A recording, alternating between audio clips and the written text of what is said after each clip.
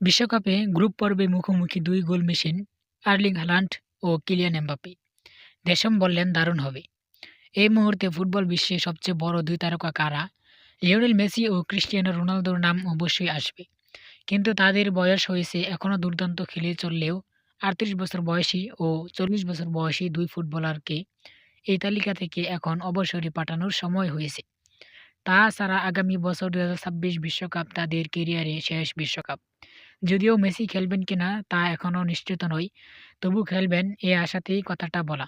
তাদের বিদায়ী বিশ্বকাপের মঞ্চ মূল তারকা আসলে কিলিয়ান এমবাপ্পে ও Erling Haaland. European club football যদি হয় গোটা বিশ্বের মধ্যে সবচেয়ে আকর্ষণীয় এমবাপ্পে হালান্ড, তাহলে সেই মহাদেশের ফুটবলে অবশ্যই সবচেয়ে দুই বড় তারকা। হালান্ড প্রতিপক্ষের রক্ষণ কাঁপান ম্যানচেস্টার সিটির হয়ে, এমবাপ্পে রিয়াল মাদ্রিদের হয়ে। ইউরোপের শীর্ষ ৫ লিগের মধ্যে এই মৌসুমে গোলে এমবাপ্পে ১৬ ও হালান্ড ১৫, অন্যদের চেয়ে এগিয়ে। তবে আসল মজাটা এখনো নয়।